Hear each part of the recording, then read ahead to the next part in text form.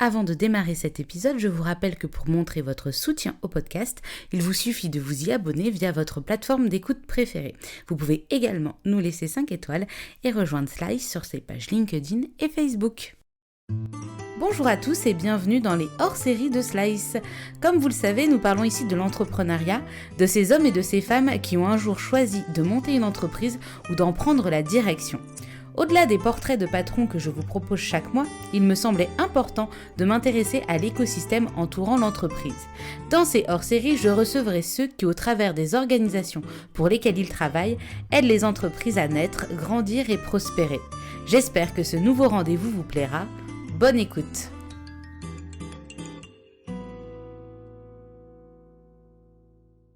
Bonjour à tous, je suis ravie de vous retrouver pour ce troisième hors-série de Slice.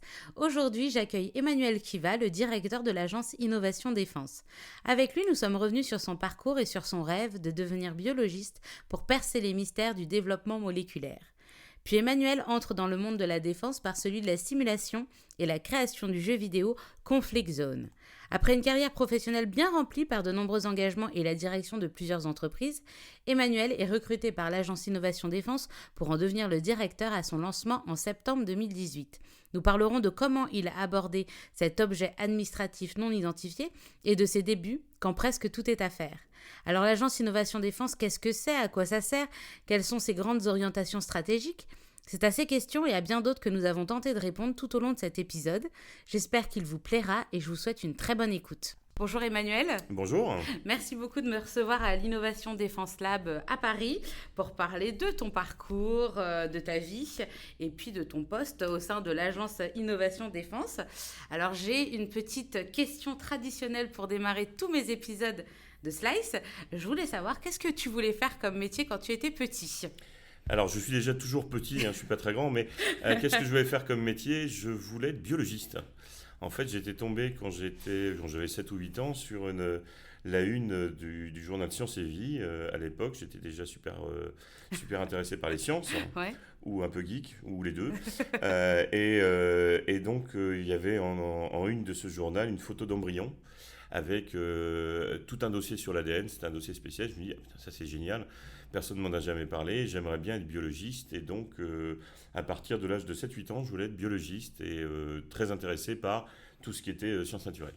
D'accord. Et donc, quand tu as fait ton parcours scolaire, donc tu étais à l'école alsacienne, tu as fait... Maternelle, terminale, quand même. Maternelle à la terminale, d'accord. Donc, très bonne école parisienne, voilà. Et donc, je suppose que tu as suivi le chemin vers les sciences naturellement, du coup. C'est-à-dire que c'était assez bizarre à l'époque parce que si on voulait faire des sciences, il fallait faire bac C, qui sont des maths. Si on voulait faire des sciences naturelles, il fallait faire bac D, qui était plutôt sciences nat. Mais tout le monde disait, tu veux faire une prépa, c'est la voie royale, fais bac C. Donc j'ai fait bac C. Donc mathématiques, donc j'ai fait des maths, voilà, tout à fait. Mais j'ai fait ensuite une prépa à Saint-Louis, qui était sub-bio et spé-bio. D'accord. Voilà. Okay. Intéressant d'ailleurs parce qu'il y avait 80% de filles. Okay. Mais j'ai quand même réussi à rencontrer ma femme, mais pas du tout à Saint-Louis, mais pas dans cette spécialité. Je suis allé piquer chez les autres. Piquer chez les autres.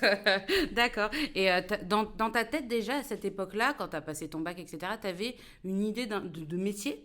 Je m'intéressais beaucoup à la biologie moléculaire du développement. D'accord. Donc oui, c'est quand même assez précis, on peut le dire, comme métier. Comprendre comment les embryons se forment. J'étais passé un petit peu à Harvard. J'ai fait quelques passages à Harvard, d'abord pour apprendre l'anglais. Et puis ensuite, j'avais fait des crédits, on appelait ça à l'époque, en biologie moléculaire du développement du système immunitaire. D'accord. En épistémologie aussi également. Alors ça fait super sérieux, mais il faut s'imaginer quand on a 20 ans dans un campus américain. On en avance un petit peu. C'était bien aussi. Mais c'est vrai que le développement du système immunitaire m'intéressait beaucoup et donc je voulais être chercheur, tout simplement. D'accord. Et en fait, c'est en sortant de l'école, donc tu commences ton parcours à l'école normale sup. Oui. Et là, tu as une opportunité juste pour partir aux États-Unis. Non, c'était avant. C'était juste avant. C'était juste avant. Je suis parti aux États-Unis juste avant. Et par contre, à Normal Sup, j'ai fait une spécialisation effectivement en biologie moléculaire du développement on appelait ça un DEA à l'époque. Je ne sais pas comment ça s'appelle, un Master 2, 3, Oui, 8, Master 1, Master 2, et puis après on passe au doctorat. C'est ça. Donc c'était juste avant le doctorat, il y avait le DEA et j'ai eu la chance de le faire chez Nicole Ledouarin. Et Nicole Ledouarin, qui est une académicienne, qui était là grande spécialiste du développement du système immunitaire parce qu'elle avait l'idée de faire des hybrides entre des cailles et des poulets. Alors, dit comme ça fait bizarre. C'est très bizarre. Ça fait un peu Frankenstein. Ce qu'il faut savoir, c'est que les cellules des cailles, c'est des cellules qui sont pigmentées en noir. D'accord. Et les cellules des poulets ne sont pas pigmentées. Et donc, quand on fait un hybride caille-poulet, quand on regarde l'embryon, on peut suivre la migration des cellules qui vont constituer les différents organes. Et ça, c'était la première au monde à avoir fait ça. Donc, ça donne des animaux qui sont... Alors, parfaitement stupides, ça faut le dire, parce qu'ils ont un comportement... et en fait, c'est des modèles de l'épilepsie, en particulier, parce qu'il se trouve que c'est des animaux épileptiques, mais ça te permet de comprendre la manière dont le système immunitaire se construit et fournit les différentes cellules nécessaires aux différents organes. D'accord, et ces recherches-là, je suppose, ont été menées pour après voir comment ça peut s'appliquer aux humains, à nous? Oui, bien sûr. Non, le principe, c'est ça, comprendre comment est-ce que l'embryon constitue son système immunitaire. Et donc, c'était la spécialiste mondiale. Donc, j'étais dans un petit labo au milieu des bois, à Nogent-sur-Marne. Comment tu as trouvé ce... Par Normalsup. Alors, Normalsup, c'est bien quand même. Hein, ils ont un petit réseau. Un tout petit réseau. Voilà, donc, c'est assez sympa et ça nous permet de trouver quand même des points de chute sympathiques. Donc, c'était la meilleure du monde. Et donc, j'ai passé un an qui a commencé bien, qui s'est fini différemment. Bien aussi, mais simplement tous les matins ou tous les 3 jours, je prenais 50 œufs de caille qui étaient, de caille poulet, donc qui étaient prêts à éclore, et je sortais des embryons, donc en les tuant, hein, on est d'accord, pour prélever un organe que personne ne connaît, qui s'appelle bourse de Fabricius embryonnaire, je ne sais même pas pourquoi je m'en souviens encore, et qui permettait de mettre en culture les cellules nécessaires aux études. Et c'est vrai qu'au bout d'un moment, j'en ai eu un petit peu assez, d'abord parce que je n'étais pas venu pour faire de la cuisine, même si la cuisine m'intéresse, et puis parce que finalement, d'un point de vue répétitif et éthique aussi, c'était un peu compliqué. Et donc je me suis un petit peu diversifié plutôt vers la bioinformatique et le fait d'utiliser des outils informatiques pour analyser les cultures de cellules. Mais c'était quand même très intéressant de passer un an dans cet environnement de vrai laboratoire. On portait des dosimètres, des blouses blanches, enfin tout le truc. Ça m'a un petit peu guéri quand même des sciences expérimentales au sens biologique que je voulais faire quand j'étais petit. D'accord, donc ça c'était avant le doctorat. Ça c'était avant le doctorat. Et ça a été logique dans ta tête de faire un doctorat ou tu t'es posé la question? Tu voulais être chercheur. Je voulais être chercheur, donc du coup j'ai fait un doctorat. Doctorat d'ailleurs, la première formation de biomathématiques qui a existé en France. D'accord. Et mon doctorat a porté sur des sujets qui étaient un petit peu connexes, puisqu'on s'agit de comprendre un petit peu comment tout ça marchait, et qui étaient quand même très très éloignés de la biologie expérimentale. D'accord. Donc alors ta thèse de doctorat, si on peut donner le titre, si des gens veulent aller la consulter. Oh, voilà. Donc une approche connexionniste et génétique des interactions génotype-phénotype, application à l'étude du réseau de régulation des protéines. C'est ça. Il faut bien respirer quand on le dit. Voilà. Marquez les pauses. En fait, si on explique, c'est quoi? C'est de se dire, dans une cellule, bon, il y a l'ADN, ça tout le monde connaît dans un noyau, mais il y a aussi les protéines qui interagissent. Et en fait, les protéines, elles peuvent interagir comme ce qu'on appelle des attracteurs étranges, ou en tout cas, elles ont une dynamique. Et cette dynamique conditionne le comportement de la cellule. Et donc, si on arrive à trouver des protéines qui ont une dynamique particulière, c'est des bonnes cibles thérapeutiques pour aider. Et finalement, c'est ce qu'on appelle aujourd'hui le protéome. Il y a le génome, ça c'est l'ADN, et puis il y a le protéome. Et comment comprendre le protéome? Et là, on s'est dit, on va utiliser des techniques issues de l'intelligence artificielle, de la modélisation mathématique, de la théorie des automates, des systèmes complexes. Je ne vais pas trop m'étendre là-dessus, mais le but, c'était de se dire, est-ce que je peux, in silico, quelque part, sur informatique, avoir un modèle de ce réseau de régulation et puis pouvoir le triturer dans tous les sens pour voir comment ça marchait. Et on a réussi, en fait. Et d'ailleurs, un petit sujet de fierté personnelle, c'est que aujourd'hui, je sais que tout ce qu'on a montré expérimentalement pendant cette thèse, et une thèse, c'est évidemment on fait des hypothèses, et puis on ne sait pas si ça va se vérifier après, mais ça a été vérifié. Et c'est aujourd'hui la base d'un certain nombre de stratégies thérapeutiques. Alors, manque de peau, quand moi je suis sorti de la thèse, j'ai été voir les grandes sociétés de pharmacologie qui, en gros, m'ont dit, mais mon pauvre monsieur, maintenant qu'on sait lire l'ADN, on a tout compris. Voilà. Alors, si aujourd'hui j'avais fait mais ça arrivait plusieurs fois dans ma vie. Si j'avais fait la même approche aujourd'hui, je serais sans doute beaucoup plus riche que je ne le suis. D'autre côté, il vaut mieux avoir raison avant les autres que tort après. Hein, donc, bon. Bien sûr, on peut le voir comme ça, c'est une façon positive de le voir. J'en ai pas d'autres. Hein. D'accord. T'as mis longtemps à faire ta thèse ou J'ai mis 3 ans. 3 ans, 3 ans entrecoupés par le service militaire quand même, Ah, parlons-en de service militaire. que j'avais un petit peu retardé. Repoussé? Ouais, D'accord. Et donc, ton service militaire, tu l'as fait au sein de l'armée de l'air? absolument. J'étais content d'ailleurs parce que j'étais admis donc à la fois officier et scientifique à Salon-de-Provence, D'accord. base mythique, Mm. patrouille de France, Ouais. que j'ai connu 2 semaines. Puisqu'au bout de 2 semaines, on nous a dit ah non les gars, finalement vous allez à Nîmes. Alors ce qu'il faut savoir, c'est que Nîmes, qui est une base qui n'existe plus, D'accord. c'était ce qu'on appelait les cocoys, hein, et c'était les commandos de l'air. Et c'était pas du tout la même ambiance en fait. Ah, ok. Donc j'ai fait des classes assez viriles. Et puis ensuite, je suis revenu à Ballard, qui à l'époque était une base de l'armée de l'air, D'accord. pour travailler sur des sujets un peu plus connexes avec mes préoccupations, en l'occurrence le biomimétisme et la robotique. Alors, le biomimétisme, est-ce que tu peux juste nous expliquer Alors, biomimétisme, c'est simple, c'est l'inspiration de la nature D'accord. pour faire de l'ingénierie. Et donc, ce qui nous intéressait, c'est par exemple, je prends un exemple, comprendre comment la vision des insectes ou la vision des mammifères fonctionne pour concevoir des systèmes de vision artificielle qui résolvent des problèmes, notamment de robotique. Et il y a des problèmes complexes qu'on ne sait pas faire autrement. Et à l'époque, je me souviens, l'un des problèmes, c'était, voilà, je fais un robot, comment savoir s'il est devant un mur d'herbe qu'il peut traverser Oui. ou un mur de pierre Oui, ou un autre matériau qu'il ne peut pas traverser. L'œil humain, il sait faire la ça. détection? Le cerveau humain sait faire ça. Un robot, c'est plus compliqué. Donc, on avait conçu des architectures. Et c'est là où j'ai commencé d'ailleurs à travailler avec la Direction Générale de l'Armement, la DGR.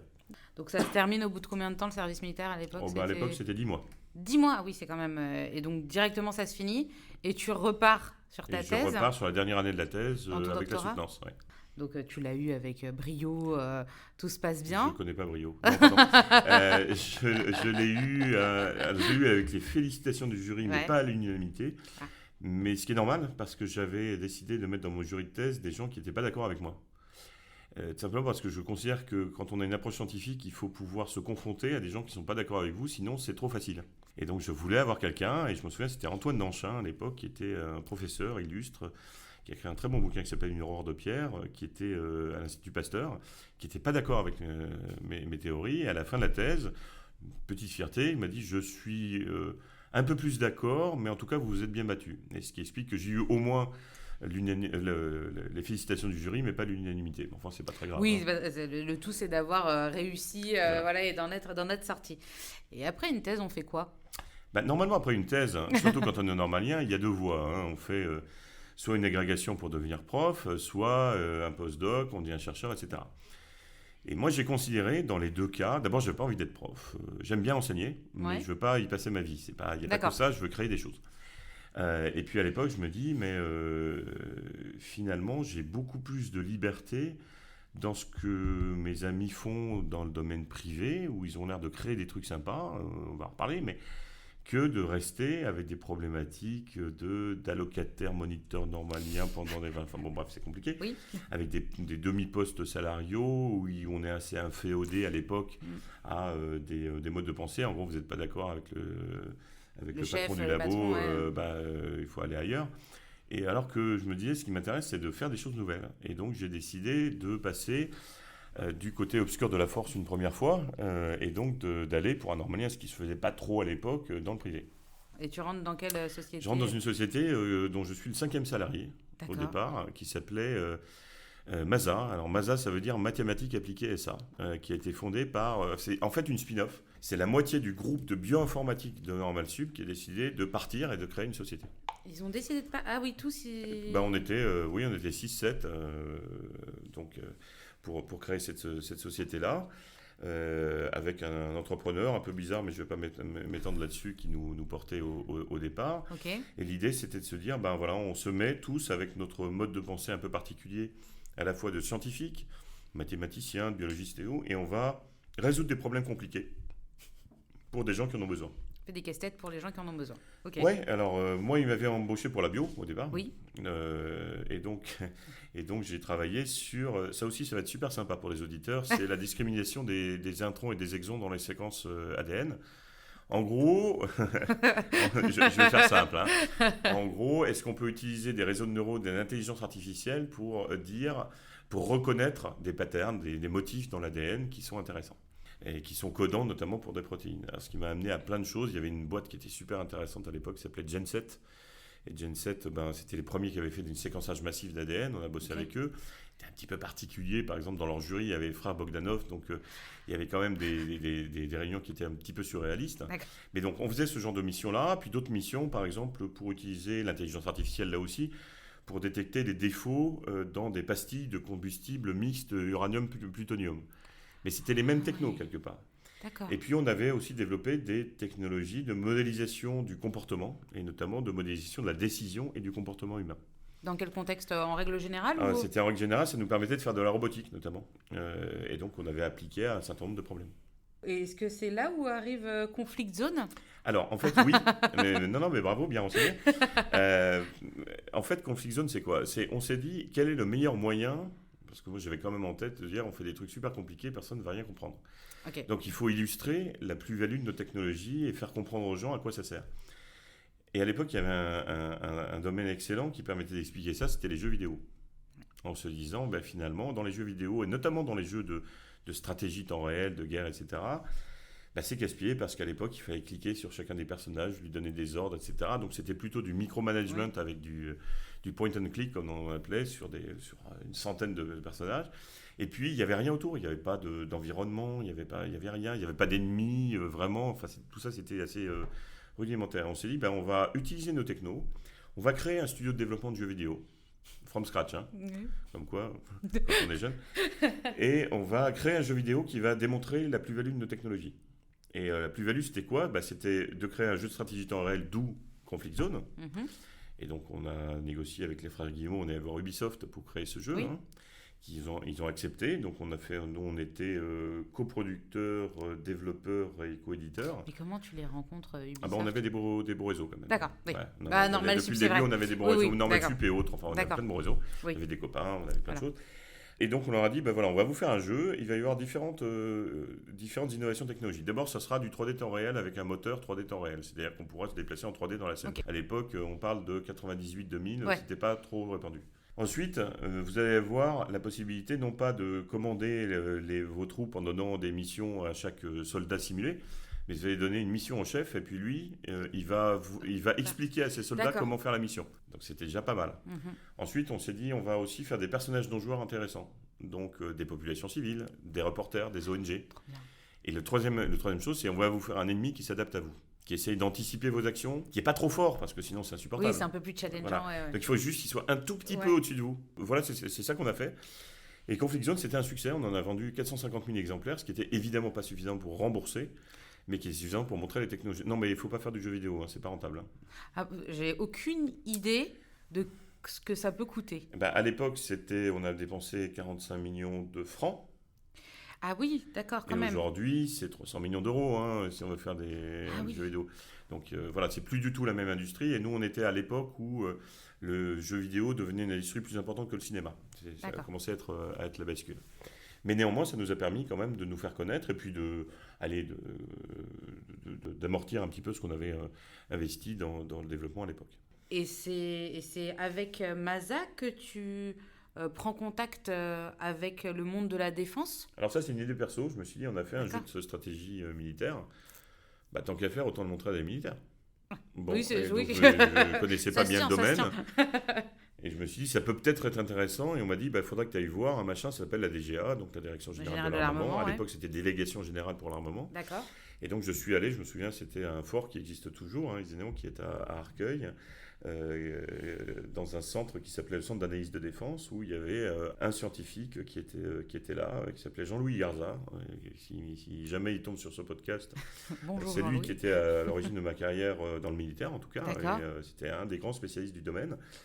Et qui a dit c'est intéressant ça, on pourrait peut-être s'en servir pour entraîner, mais pas pour entraîner les soldats, pour entraîner les généraux, pour entraîner les postes de commandement. Et donc on s'est dit pourquoi pas, on a un moteur de 3D temps réel, donc on va essayer d'aller sur un camp militaire et de le modéliser. Moi du coup j'ai créé une petite business unit à l'intérieur de la société Simulation Militaire, et puis d'ailleurs on est allé jusqu'au bout, c'est-à-dire que je suis rentré en contact avec l'armée de terre et on a fait des séjours sur place, c'est-à-dire vraiment on a embarqué des ingénieurs dans des exercices pour qu'ils comprennent ce que c'est qu'un combat de blindés, etc. Bon, je ne vais pas faire trop long, mais on avait fait un premier projet qui a été convaincant. Et puis ensuite, on a candidaté. Il se trouve qu'il y avait un appel d'offres émis par la DGA. Et c'était pour un système qui s'appelait CIPIO. Oui. Alors, je me souviens encore, CIPIO, c'est Simulation de combat interarmes pour la préparation interactive des opérations. Ok. Il y a une inventivité des acronymes à la DGA qui est absolument fantastique. Moi, quand je l'ai lu, je pensais que c'était rapport aux Romains, etc. Ah, mais je pense, Mais je pense qu'il doit y avoir un rapport. Mais bien sûr, la référence historique, il faut toujours mettre du clause-vide sous Voilà, les c'est Romains ça. ou du médiéval. Hein. Des généraux. Exactement.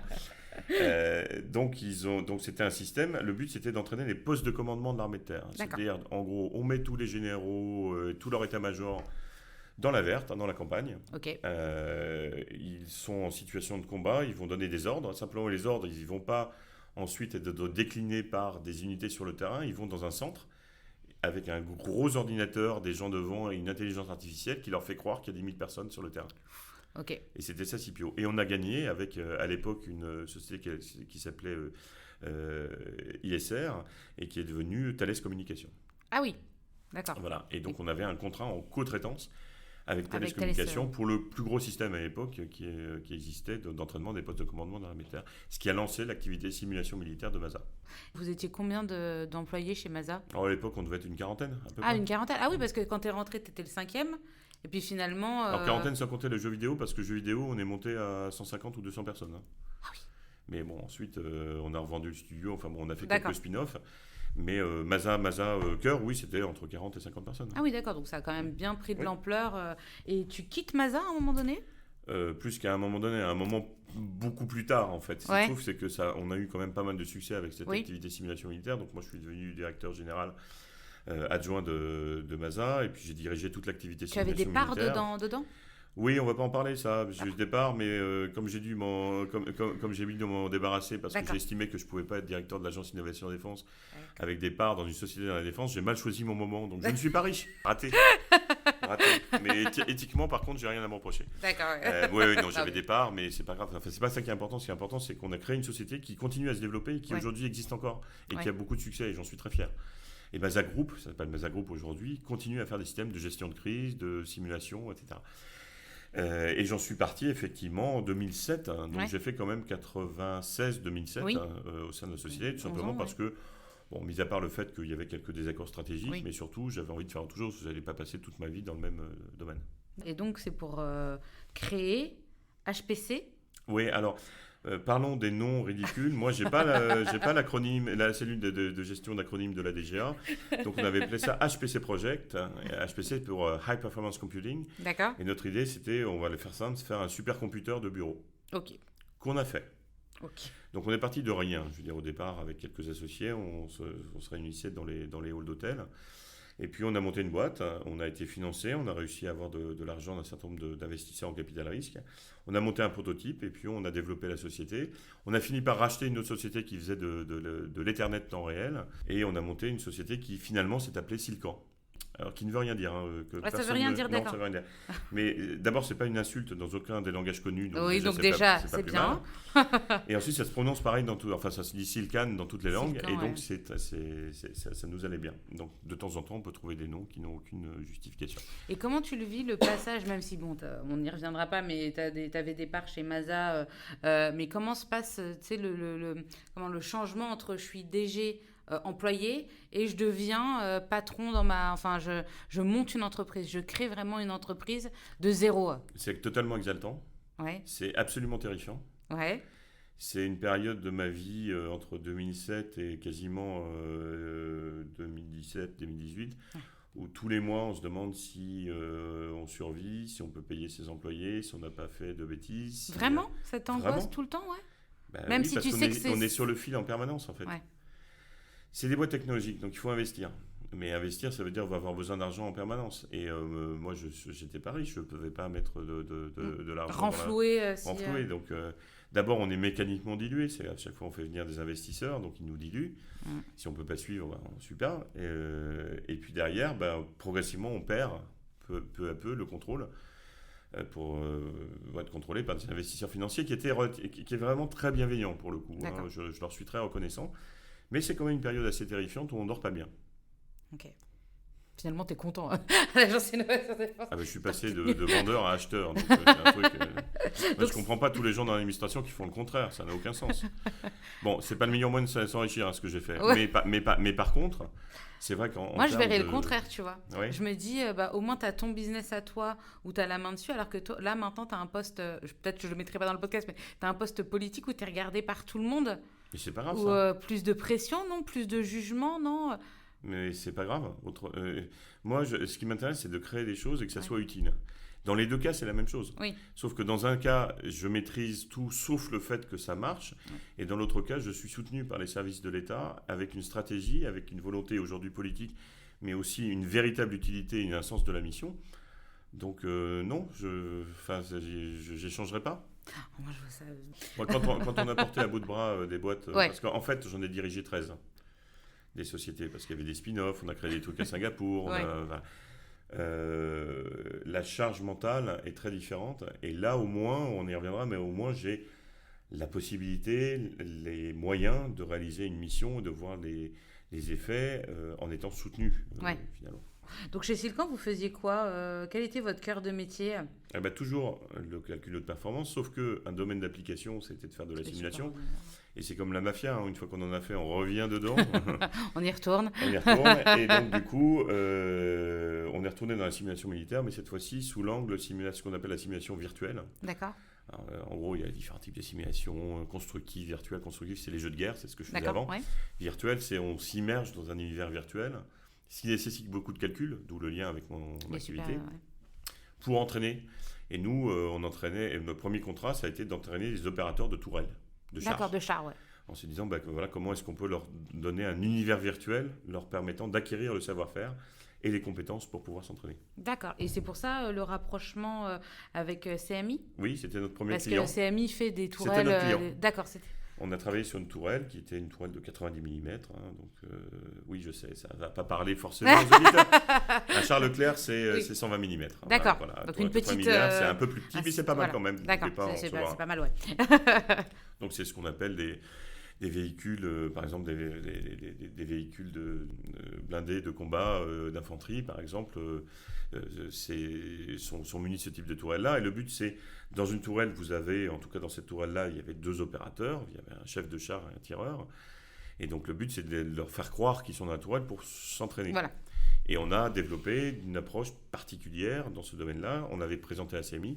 CMI, donc, CMI, c'était pour Cockerill maintenant. Oui, John Cockerill Défense France. C'est devenu John Cockerill Défense. Nous a fait confiance et a racheté la société tout en préservant son identité. Ça, c'était vraiment D'accord. très intelligent. Et donc, on a appelé la société Aguerris, et Aguerris pour l'aguerrissement par la simulation, qui existe toujours, Oui. et qui fait ces systèmes immersifs d'entraînement des opérateurs de tourelle. Pourquoi avoir vendu? Et pourquoi avoir vendu? Parce que à un moment, il faut choisir. Et il se trouve que on va dire, mon associé de l'époque a choisi pour moi et ne souhaitait pas continuer, ce qui finalement se révélait être la plus belle activité de la société. Donc on a eu un désaccord profond à l'époque, on s'est séparés et moi j'ai décidé de rejoindre la société, de vraiment constituer un noyau autour de la simulation militaire et d'aller rejoindre le CMI de John Cockerill. Et donc de diriger ensuite Aguerris. De diriger en tant que directeur général adjoint, sachant qu'il y a un président d'Aguerris, et puis on avait une petite équipe, et c'était des années assez exaltantes, effectivement. Ouais. Donc on a sorti toute l'équipe. D'ailleurs, c'est la seule partie de Silcan qui est survécu. Ah oui. Ouais. Comme quoi. Et donc, donc j'ai trouvé, en fouillant dans ta vie, une autre société entre 2003 et 2004 dans laquelle tu as travaillé et tu as œuvré. C'est Instant IT. Instant IT, ouais, parce Instant que oui, IT. c'est vachement plus chic. Pardon, de prononcer comme excuse-moi. ça. Ouais, non, ça c'était une petite trouvaille. C'était un inventeur suisse, vaudois, qui avait inventé une technologie extrêmement impressionnante de compression de données. Ce qui fait qu'à D'accord. l'époque, on pouvait avoir des images en ultra haute résolution qui passaient sur des réseaux minables, et notamment des réseaux ADSL. Et avec le fait de pouvoir vraiment zoomer, et on avait travaillé d'ailleurs sur des montres de luxe, où on montrait aux fabricants de montres de luxe qu'on pouvait aller jusqu'au moindre détail instantanément, d'où le Instant IT, avec cette technologie-là. Et donc, moi, j'ai rejoint l'expérience. C'était en parallèle du reste, c'était pas à la place. Oui, oui. J'avais mis un petit peu d'argent dans l'histoire, quelques amis associés aussi, et puis on avait lancé cette aventure-là. Bon, il se trouve que l'inventeur suisse était un peu particulier, qu'il est parti avec la caisse. Ah, d'accord. Aucun commentaire, ni sur la Suisse, ni sur la caisse. C'est très dommage parce qu'on avait d'autres amis suisses qui étaient avec nous et qui ont été lésés de la même manière. Sauf erreur de ma part, il a fait un petit séjour derrière les barreaux, mais en tout cas, l'aventure s'est arrêtée. Ça fait partie de ces inventeurs qui ne savaient pas laisser partir leur invention en se disant c'est moi qui l'ai fait, donc c'est à moi. Ah oui, oui, oui. Et donc à partir du moment où ça a commencé à le dépasser, il est parti, puis il a utilisé l'argent pour les choses qui l'intéressaient, et puis voilà. Bon, ça apprend la vie. Oui, oui. J'imagine que ça doit être faire un peu... entrepreneur, c'est échec, succès. Le tout est de ne pas renouveler les mêmes échecs plusieurs fois de suite. Et comment tu l'apprends en fait qu'il est parti? C'est-à-dire qu'à partir du moment où on appelle et qu'il n'y a plus personne et que les banques nous appellent en disant il n'y a plus personne, mais je n'étais pas salarié, j'étais juste associé actionnaire, et actionnaire. Bon, heureusement, tu étais aussi chez Aguerris, le vrai métier, on va dire. Et puis, tu avais plein d'autres activités. Donc, tu es réserviste. Oui, je suis rentré dans la réserve en 2007. En 2007, d'accord. C'est la marine qui est venue me chercher. À l'époque, le contre-amiral Lajousse, qui a d'ailleurs a eu le prix du meilleur DRH. Sans doute parce qu'il est venu me chercher. Non, je plaisante. Oui. Non, le contre-amiral Lajousse, qui était le DRH de la marine nationale. Ouais. En disant, voilà, on a besoin de profils qui peuvent nous aider et on serait intéressé, qu'est-ce que vous pouvez faire pour nous en termes d'innovation. Et donc à l'époque, j'ai dit, mais j'ai un bon réseau en termes de PME, de start-up et autres. Donc ce qu'on va faire, c'est qu'on va essayer de présenter à la marine des innovations qu'elle ne verrait pas par ailleurs, parce que les gens n'ont pas les contacts, et présenter aux innovateurs des opérationnels qui peuvent leur dire de quoi est-ce qu'ils ont besoin. Et donc j'ai organisé des séquences de pitch, finalement, et des présentations à l'époque où ce n'était pas du tout à la mode, avec par exemple la première utilisation de tables tactiles, qui d'ailleurs s'est révélée être un succès, puisque maintenant dans le centre opérationnel du Charles de Gaulle, vous avez une table tactile, et cette table-là, c'est quelque part nous qui avons permis son développement. Et toute une activité également de veille au profit de la marine, puisque, je t'ai dit, j'étais dans le monde de la simulation, donc j'allais dans tous les congrès partout, et donc je faisais à chaque congrès un rapport. Sur ton temps libre, en fait, c'est Oui, sur mon temps libre, c'est-à-dire que je faisais 80% pour ma boîte, et puis je rentrais dans ma chambre d'hôtel, je mettais mon uniforme, et je redescendais pour aller voir les gens, les mêmes ou des autres, en disant, voilà, marine nationale, est-ce qu'il y a des choses qui sont intéressantes pour nous, est-ce que vous pouvez montrer ça ou ça, voilà. Ah ouais, d'accord. Tu chassais l'innovation pour la Marine nationale. Puis en même temps, donc il y a eu l'IHEDN aussi. Tu as participé à ça, c'était en 2013, session nationale. Voilà, les sessions nationales. Armement, économie, défense, absolument, une année absolument inoubliable. L'Institut des hautes études de défense nationale. Voilà, c'est ça. À l'époque, il y avait 2 sessions nationales, politique de défense et armement, économie, défense, un ancêtre du centre des hautes études de l'armement. J'avais choisi celle-là parce que la première session, on m'avait dit, c'était plutôt pour les gens qui veulent s'acculturer à la défense. C'est vrai que j'ai fait quasiment toute ma carrière là-dedans. Et la deuxième session, c'était vraiment un peu plus pour les ingénieurs, les scientifiques et les gens qui connaissaient déjà la défense. Donc on était 50. Il faut savoir qu'on est toujours tous en relation maintenant. Oui. C'est qu'il y a un vrai esprit de corps et de famille, on se connaît tous. Avant le confinement, on faisait, et on va refaire, un dîner par mois. Avec les mêmes 50 Avec les mêmes, oui. Donc une vraie expérience cette année-là, avec des choses qu'on voyait à l'époque, que moi j'avais pas l'habitude de voir. Aller à l'île Longue, c'est pas un sport de masse. Oui. L'île Longue, pour ceux qui nous écoutent, c'est la base où nous avons nos sous-marins nucléaires lanceurs d'engins.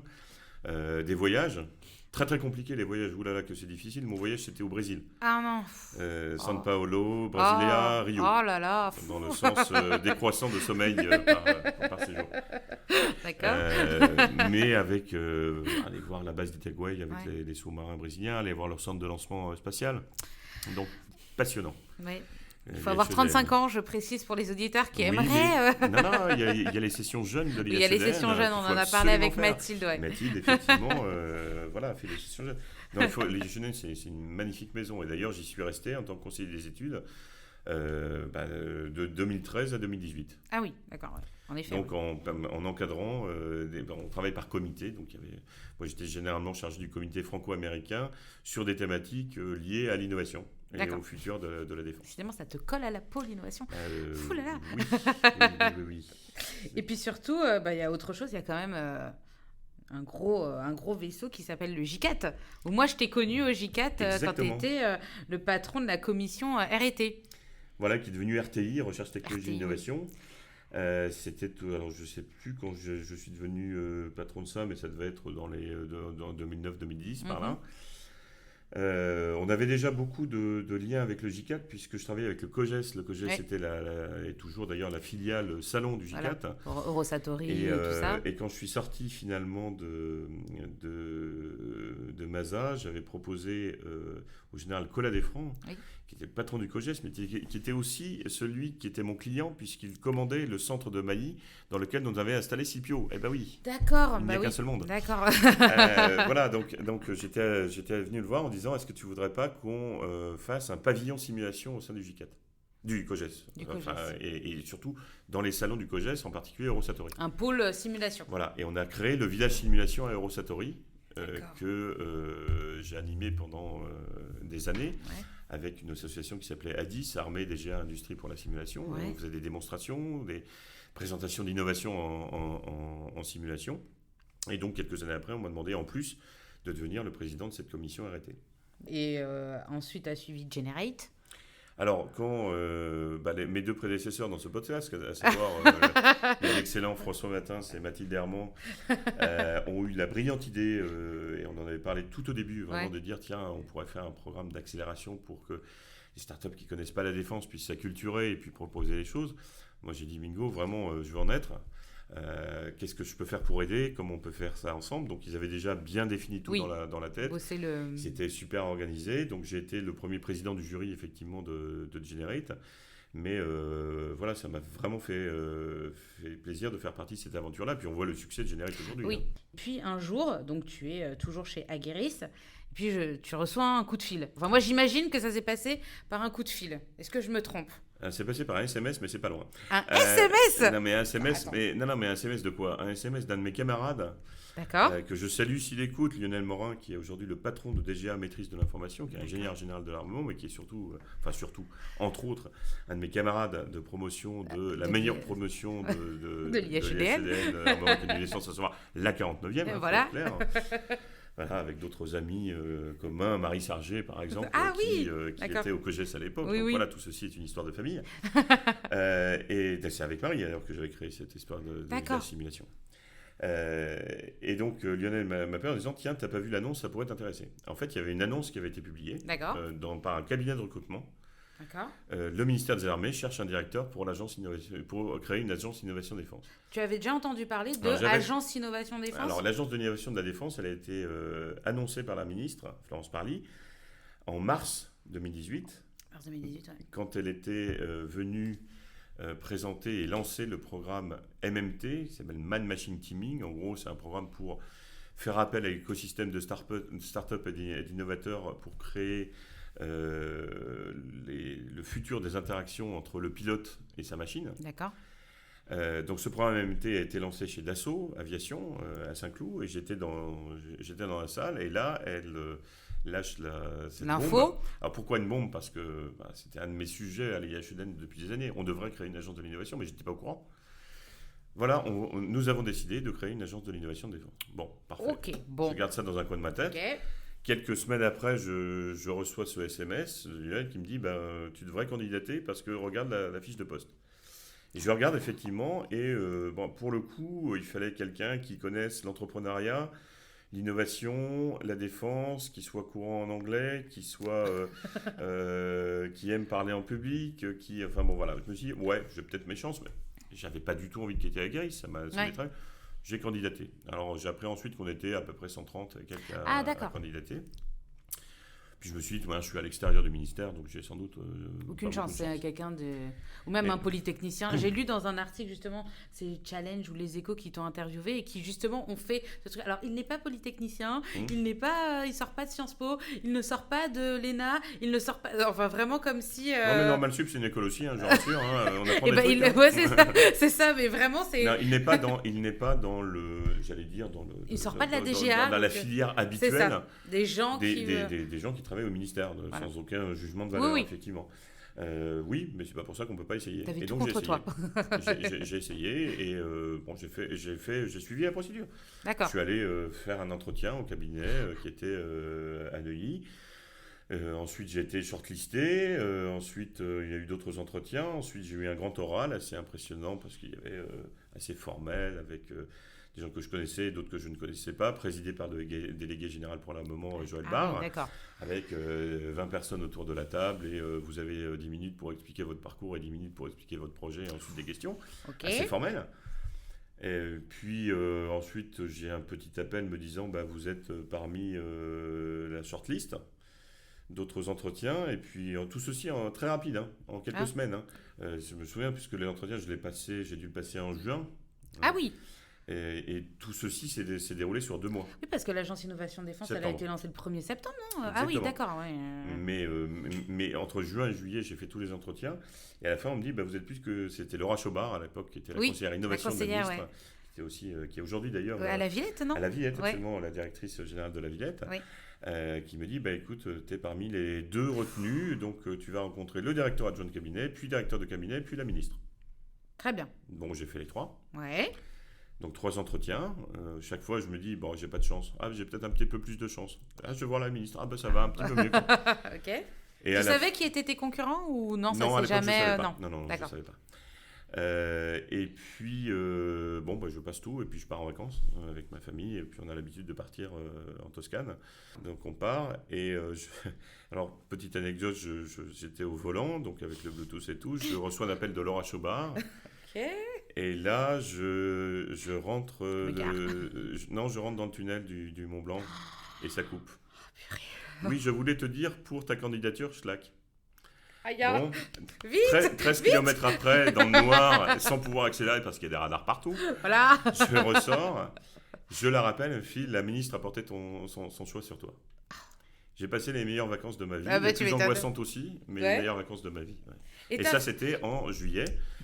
Enfin, fin juillet, début août, et effectivement, le 1er septembre, l'agence est créée. Et ta femme, je sais pas, le fait que tu passes de chef d'entreprise déjà bien occupé à directeur d'une nouvelle agence très occupée, Ma femme est aussi occupée que moi. D'accord. Elle est directrice technique et directrice générale d'une entreprise, elle a passé 10 ans chez Microsoft, et puis ensuite elle a contribué à la création d'une société dans le domaine de l'informatique. Donc on a toujours beaucoup travaillé tous les deux, et c'est un soutien constant. Ok, donc, aucun problème. Donc elle était dans le tunnel du Mont Blanc et t'as vite. Avec mon fils, s'accompagne à l'époque et tout. Voilà. On a bien passé les prochains jours. Des super vacances. Avec des vacances, avec beaucoup de fêtes pour célébrer ça. D'accord, et t'as dit que ça t'avait angoissé du coup ? Mais c'est une responsabilité énorme en fait. Oui. On rentre dans la cour des grands. C'est plus on crée une entreprise et puis on se plante. C'est pas grave. Et d'ailleurs, la ministre, quand elle est venue inaugurer notre premier forum Innovation Défense, je me souviens toujours de son discours, qui doit être quelque part sur Internet, où elle dit « Monsieur le directeur, je ne veux pas vous mettre la pression, mais le futur de la défense est un peu entre vos mains. » Alors, je ne sais pas ce que ça veut dire, mais si ce n'est pas mettre la pression, mais elle avait raison. C'est ça notre responsabilité. Et donc, oui, angoissé parce qu'il faut être à la hauteur de la tâche, mais c'est tellement exaltant que j'ai passé les meilleures vacances de ma vie. Et depuis, je passe les meilleures vacances de ma vie aussi, parce que ça continue. Et du coup, tu as ce résultat, donc tu es choisi, mais directement, qu'est-ce qui se passe pour Aguerris ? Parce que là, il faut couper. Faut couper. Au moment où je passais devant le directeur adjoint de cabinet, directeur de cabinet à la ministre, j'ai quand même appelé mes associés en leur disant les gars, je vous l'ai pas dit avant, mais il y a peut-être ça. Et s'il n'y avait pas de grande chance, là, ça commence à se préciser un peu. Et ils ont été admirables. Mais vraiment, ils ont été super compréhensifs. Ils ont dit aussi que c'était bien pour la société parce que du coup, c'était un bon débouché pour quelqu'un qui était passé par chez eux. Le groupe Cockerill également a été remarquable. Vraiment, non, j'ai eu des collègues adorables, compréhensifs et des actionnaires également compréhensifs et qui m'ont soutenu. Qui étaient juste heureux pour toi. Vraiment. Donc, tu prends la direction de cette agence, toute nouvellement créée. Et du coup, c'est tout. Est-ce qu'il y a déjà eu des choses écrites, une architecture mise en place, etc. Ou t'arrives et tu trouves quoi ? Déjà, t'es où est ton bureau ? Comment ça se passe ? Alors déjà, j'arrive pas le premier jour quand c'est créé. J'arrive un peu en août quand il y a personne pour me dire je vais quand même prendre mes repères. Il faut savoir que l'agence, c'est un service à compétence nationale Ouais. qui est créé au sein de la Direction générale pour l'armement. Oui. Donc c'est une espèce d'objet quantique un peu bizarre qui est à la fois dans la DGA et en dehors. Donc je vais voir le délégué, je vais voir tous les directeurs.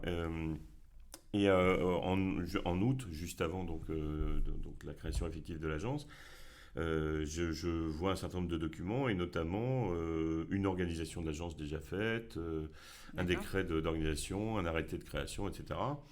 Et là, je me rends compte qu'il y a à la fois une chance et une difficulté. Et la chance, c'est que effectivement, on crée quelque chose qui est nouveau et on ne le crée pas à partir de rien.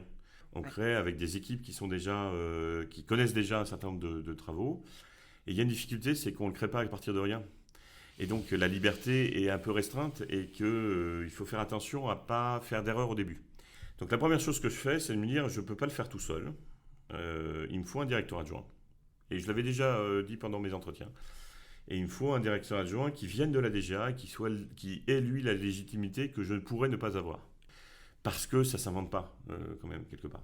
Parce que la DGA, jusque-là, l'innovation de défense, la DGA est pleine d'ingénieurs et de chercheurs, etc., qui, dans les différentes bureaux de la DGA, se chargeaient chacun de leur côté d'innovation. Mais en gros, si l'agence est créée, c'est pour essayer de coordonner un petit peu, organiser tout ça pour rassembler un peu toute la force d'innovation pour la défense française. Absolument, et puis il n'y a pas que la DGA, il y a les armées aussi. Oui. C'est-à-dire qu'il y a de l'innovation partout. Oui. Et ça a d'ailleurs été une difficulté. Au début, on a dit, mais vous n'avez pas inventé l'innovation, ça fait des années qu'on en fait. Non, on n'est pas là pour ça. On n'est pas là pour ça, on est là pour être un chef d'orchestre de l'innovation, voilà. Et dans un orchestre, le chef, il ne joue pas tous les instruments. Donc, effectivement, on va se reposer. Mais ce n'est pas parce qu'on se repose sur ce qui existe qu'on ne doit pas changer ce qui existe. Oui. Et donc, quand j'arrive, on me met sur mon bureau un organigramme en me disant, tiens, ça sera ça l'organisation de l'agence. Je fais venir mon directeur adjoint, Alexandre Barou à l'époque, donc ingénieur général pour l'armement, qui est devenu ingénieur général d'ailleurs, qui regarde ça, on regarde ça ensemble et dit no way. No way, pourquoi ? Parce que la tendance était normale. Oui. On avait pris des services un peu partout.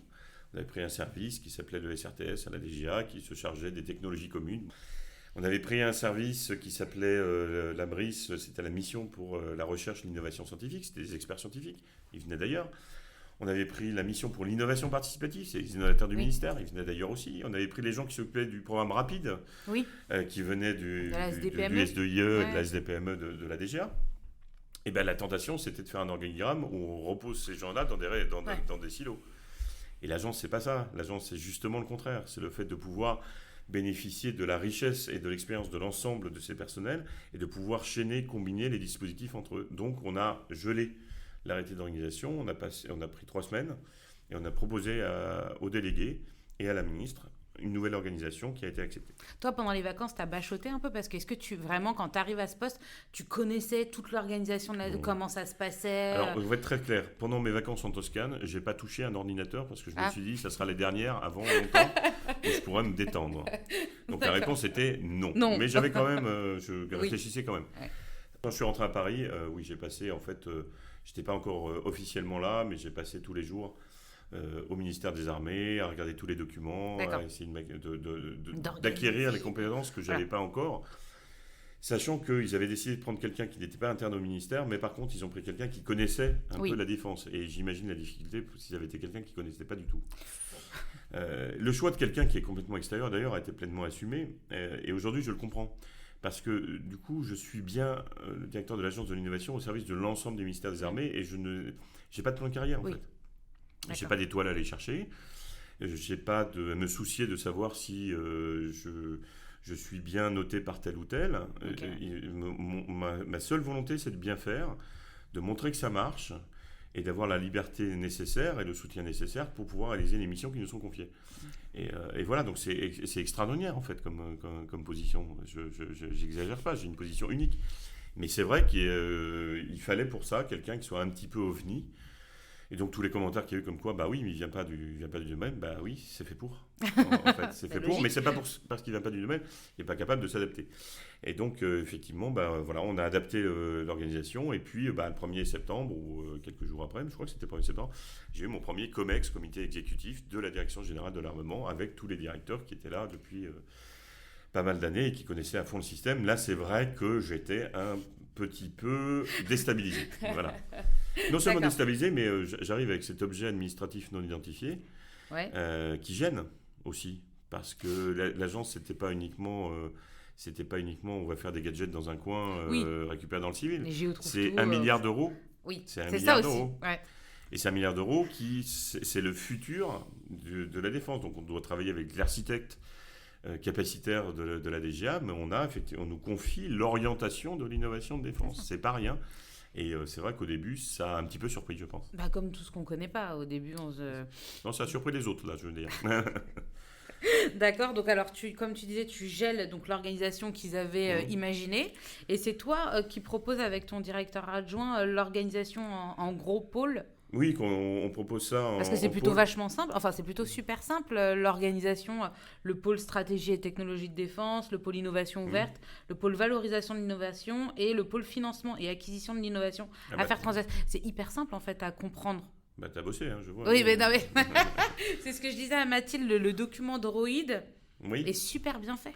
Bah, c'est gentil. C'est vraiment... En fait, l'organisation et la création étaient complexes et il y a eu beaucoup d'itérations avec toutes les directions de la DGA. Et je dois dire que finalement, j'étais très bien accueilli par le COMEX de la DGA, vraiment. Mais finalement, parce qu'il fallait montrer aussi qu'on ne faisait pas n'importe quoi. Et puis on a travaillé, on a organisé ça. Ce qu'il faut voir, c'est que d'abord, il y a des objets qui sont nouveaux. On parlait du pôle innovation ouverte. Dans le pôle innovation ouverte, ça n'existait pas avant. Ouais. L'innovation ouverte, ça existait sur base d'opportunités. Nous, on a structuré la démarche. On pourra parler du mode projet, du guichet unique, de tout ça. Mais enfin, c'est des instruments qu'on a créés. Et ensuite, il fallait mettre les bonnes personnes au bon endroit et les bons pôles avec un brassage suffisant de population pour que justement il y ait cet effet agence. On se rende compte qu'on peut démultiplier l'action en ayant une équipe qui soit d'abord pluridisciplinaire et ensuite en chaînant les dispositifs entre eux. D'accord. Et dès le début, vous êtes 100 ? Ah, pas du tout. Non, au début, on est 60. Parce que voilà, l'idée, c'est est-ce que toi, tu as tous les 60. Ouais, c'est ça. Est-ce que toi, tu as une vision justement sur le recruteur, justement pour voir qui on va mettre là, qui sera bon pour tel ou tel... À partir des gens que j'avais, oui. Alors, sur les postes des chefs de division, des chefs de pôle, oui. Très clairement, c'est des postes qui sont d'ailleurs décidés en COMEX. Et donc, j'ai pu choisir les personnes que je mettais là. Et heureusement. Sur les équipes elles-mêmes, on a hérité d'un certain nombre d'équipes. Il y en avait qui avaient envie de venir, il y en avait qui n'avaient pas envie de venir. Il y avait des équipes à l'extérieur qui voulaient nous rejoindre. On a géré tout ça. Il y a quelque chose, on parlait de Droid, donc qui est le document un peu qui explique toute la démarche. Ça s'appelait DOID avant. Oui. Document d'orientation d'innovation de défense. Personne ne se souvenait de ça. Et avec le cabinet de la ministre, on s'est dit, on s'est fait document de référence d'orientation d'innovation de défense. Ça fait Droid. Les gens vont s'en souvenir. Ça marche. Et en plus, c'est super bien fait. C'est ce que je disais avec Mathilde, c'est que c'est court. Enfin, c'est court, c'est relativement court comparé à d'autres documentations qu'on peut trouver sur le site du ministère des Armées qui sont un peu indigestes, on va dire. Et ce que je trouve hyper intéressant pour expliquer vos activités, c'est les mots-clés. Détecter et capter. Donc détecter, comme t'expliquais tout à l'heure, chasser vraiment l'innovation partout en France. Ensuite, il y a susciter et orienter. Donc, c'est pour l'innovation interne et, encourager les gens justement à proposer des innovations, accélérer et passer à l'échelle. Ça, tout le monde comprend. C'est aider les entreprises ou les gens qui ont une innovation à... tu m'arrêtes si je me trompe. Non, c'est bien, je peux me reposer là. Je fais donc à maturer leur technologie, ensuite partager, donc tout ce qui est partenariat public-privé, puis coopération internationale et coopération européenne, évaluer et valoriser, et ensuite nourrir, c'est-à-dire insuffler l'esprit d'innovation au sein du ministère des Armées. Et ça, en fait, on a tout dit. Et je trouve que c'est hyper didactique, hyper compréhensible, et en fait, ça dit tout. Bon, on a fini alors. Ouais, voilà, on peut conclure cette émission. Merci beaucoup. Non, mais oui, on voulait expliquer vraiment l'action. Et puis, la ministre, elle connaît l'innovation. Il ne faut pas oublier qu'elle a dirigé des entreprises, elle a réorganisé. Et donc, c'est une vraie volonté de sa part de se dire l'innovation, d'abord, ça ne s'improvise pas. Les conditions d'émergence de l'innovation, il y a des techniques, il y a une volonté, il faut des stratégies. Est-ce qu'on pense qu'on était en retard ? Non, c'est pas qu'on est en retard. C'est que le contexte a changé. Qu'aujourd'hui, on est dans un contexte qui nous impose d'être performant en termes d'innovation de défense. Et je le dis à chaque fois, il y a plusieurs facteurs nouveaux. Par exemple, le fait qu'on a une accélération de l'accès à l'innovation dans l'écosystème civil. qui est une super opportunité, mais qui est aussi une menace, parce que cette innovation, elle devient accessible à tous. Oui. Donc il faut à la fois de repérer les ruptures, les tendances, et puis repérer les moyens de se prémunir de ces ruptures si elles sont détectées par d'autres. On a des nouveaux acteurs. Je rappelle qu'il y a 20 ans, communiquer sur le champ de bataille, il y avait que les militaires qui savaient faire ça. Et qu'aujourd'hui, n'importe qui, en gros, peut aller construire un satellite sur Internet et demander à une fusée indienne de le lancer. Oui, il y a un service. On peut faire son propre nanosatellite et puis pour quelques dizaines de milliers d'euros, demander à une fusée de le mettre sur orbite. Et d'ailleurs, il y a des sociétés privées qui le font et d'ailleurs, certaines sociétés dans lesquelles on investit. Mais ça veut dire que l'espace, c'est plus un domaine souverain, régalien et que potentiellement, d'ailleurs, quelqu'un pourrait nous interdire l'accès. Et ça d'autant que les grands opérateurs dans ces domaines-là, il faut voir un petit peu les budgets qu'ils ont. Alphabet, c'est la maison mère de Google. Oui. À ton avis, c'est combien en R&T par an ? En 2018, on va prendre l'année où l'agence a été créée. En recherche, en budget de recherche et technologie par an. Alors, 22 milliards. Ah oui, d'accord. Non, mais moi... Voilà. 22 milliards. C'est-à-dire plus que le budget de la défense d'un État comme Israël. D'accord. Et c'est un acteur privé. C'est un acteur privé. Donc ça, c'est aussi une énorme rupture. Et puis, il y a des vraies ruptures technologiques. Il y avait Vladimir Poutine qui avait dit que celui qui maîtriserait l'intelligence artificielle serait le maître du monde. Mais il y en a d'autres. L'hypervélocité, elle est au-delà de Mach 6. Le quantique. Celui qui aura le premier un radar quantique pourra détecter n'importe quoi en rendant inopérantes toutes les stratégies de furtivité. Et donc, ce contexte-là s'est imposé à nous. Et c'est pour ça que la ministre a dit l'innovation, c'est un impératif. On n'a pas le choix. Et effectivement, tu disais, le risque, c'est de se faire déclasser. C'est aussi d'avoir des trous dans la raquette et de se faire surprendre. La surprise stratégique, c'est quelque chose qu'il faut absolument éviter. Et d'ailleurs, on en vit une belle de surprise stratégique. Mais je pense qu'on a montré aussi que le ministère avait su s'adapter de ce point de vue-là. Non, mais ce qui est intéressant quand on lit justement Droid, pour ne pas y revenir, c'est aussi penser la défense en 2060. C'est-à-dire qu'il y a tout ce travail aussi de savoir d'imaginer ce que l'être humain, ce qu'on va pouvoir inventer pour s'en prémunir. Alors ça, c'est notre... oui, je savais que ça allait venir sur le terrain. En fait, la loi de programmation militaire nous donne des moyens considérables. On est passé, pour la préparation du futur, pour l'innovation, on est passé de 730 millions d'euros par an à 1 milliard d'euros en 2022. Mais ce que la ministre a toujours dit, c'est qu'on ne fait pas ça pour faire comme avant avec plus d'argent. Donc il y a une partie de cet effort supplémentaire qui doit être engagée pour trouver de nouveaux moyens de soutenir l'innovation de défense. Et donc parmi ces nouveaux moyens, nous on a imaginé cette expérimentation qui s'appelle la Red Team, où on va demander à des auteurs, des scénaristes de science-fiction, que j'ai creusé d'ailleurs aujourd'hui à Bala, de penser le futur. Et quand je dis penser le futur, c'est pas penser le sabre laser ou les armes du futur, ça on s'en fiche. C'est d'arriver à faire ce que les auteurs de science-fiction font bien, c'est de dire c'est quoi la société à l'horizon 2060. Est-ce qu'il y a encore des États ? Est-ce que les avions, ça existe encore ? Voilà. C'est quoi la société en 2060 ? Quelles sont les menaces ? Quels sont les conflits qu'on pourrait voir arriver ? Puis ensuite, on va rétro-pédaler en 2030. Et là aussi, on va se dire, si en 2060 on est comme ça, en 2030 on est où ? Et 2030 pourquoi ? Parce que c'est ce qu'on appelle nous le besoin militaire prévisible. C'est là où aboutissent nos programmes d'armement aujourd'hui. C'est dans les années 2030, c'est le nouveau porte-avions nouvelle génération, le système de combat aérien du futur. Et donc le but, c'est de challenger les gens qui justement conçoivent ces programmes d'armement en disant est-ce que vous avez pensé qu'on pourrait avoir ça comme menace ? Est-ce qu'il n'y aurait pas une ou deux études qu'on pourrait lancer aujourd'hui pour essayer de s'en prémunir ? Et c'est utiliser la science-fiction dans le sens où Isaac Asimov la décrivait, c'est-à-dire c'est la seule branche de la littérature qui se soucie des réponses de l'être humain au progrès de la science et de la technologie. Donc on veut les scénaristes pour faire des scénarios, on ne les veut pas pour concevoir des armes, ce n'est pas le sujet. Oui. Et pour ça, on les nourrit, pour se projeter. Et ensuite on leur demande de nous faire peur. Tout simplement. Fais-moi peur. S'ils ne nous font pas peur, ça ne sert à rien. Oui, voilà. Et c'est complémentaire à la prospective classique qu'on fait au ministère. Ça remplace rien du tout, c'est une expérimentation. On va voir si ça marche ou pas. D'accord. Et quels sont les gros sujets qui sont traités, qui sont vraiment les sujets stratégiques aujourd'hui, qui sont traités par l'Agence Innovation Défense ? Sur quoi on réfléchit à l'Agence Innovation Alors d'abord, on Défense? réfléchit sur les nouvelles priorités, notamment Ouais. au niveau ministériel, et on ne travaille jamais seul, hein. Donc on travaille avec l'ADGA, qui prépare le futur de nos systèmes de défense.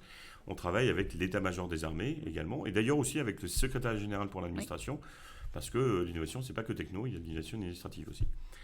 Donc les grands sujets, c'est les grandes priorités, et on voit qu'aujourd'hui, il suffit de lire le droïde. Déjà en 2020, on avait identifié donc l'intelligence artificielle, le cyberespace et l'espace. Et puis, l'an dernier, on a ajouté, je dis bien ajouté, pas remplacé, c'est-à-dire qu'on doit tout traiter en même temps, hein, c'est ça la difficulté de l'exercice. Tout ce qui est la problématique de l'énergie, puisqu'il y a une stratégie ministérielle sur l'énergie dans le domaine de la défense. La problématique du quantique, en particulier les senseurs, enfin les capteurs quantiques, et la cryptographie post-quantique, c'est-à-dire le moyen pour nos systèmes de cryptographie, de chiffrement, de résister à un ordinateur quantique, hein, c'est ça que ça veut dire. C'est pas une technologie quantique par elle-même, c'est de la mathématique. D'accord. Je veux pas que ça soit trop aride à écouter. Toi, t'as pas envie parfois, quand tu vois certains sujets, envie de pas monter ta boîte parce que je suppose que tu peux pas en étant. Non, ça suffit là. Non, j'ai donné. De dire ah oui, j'aimerais bien proposer un petit. T'as le Non. droit comment ça s'appelle? Ça s'appelle l'innovation participative, tu pourrais? Oui, je pourrais, mais j'ai pas le temps d'abord. Et ensuite, il y a tellement de sujets passionnants à gérer que bon, je préfère que d'autres. Permettre aux autres de vraiment aller jusqu'au bout. D'accord. Puis je suis pas forcément le mieux placé là-dessus. Puis maintenant que je suis acheteur, hein, je veux plus devenir vendeur, hein. C'est ça. Voilà. Donc ensuite derrière, il y a l'hypervélocité, on en a Oui. parlé, elle est au-dessus de Mach 6, mais comment on fait pour arrêter un missile Mach 14? Eh ben, il faut de nouvelles armes. Donc, c'est les armes à énergie dirigée, par exemple, les armes laser, les armes électromagnétiques, les canons électriques, ce genre de choses-là. La lutte anti-drone, qui est un domaine qui est extrêmement sujet, prégnant également pour nous. Donc, voilà, c'est ça, ces nouvelles Et puis il y a priorités. aussi la santé on en a parlé avec Mathilde, Ouais. la santé du combattant avec faire repousser les tissus, faire C'est un refermer projet les que plaies j'adore, ça, oui, rapides. bien sûr. Ah, mais ça, c'est C'est un projet qui s'appelle Blockprint. Alors pour ceux qui nous écoutent, c'est effectivement comment imprimer de la peau humaine et du cartilage directement sur la peau d'un grand brûlé, puisque malheureusement nos soldats en opération, c'est souvent des explosions, des brûlures.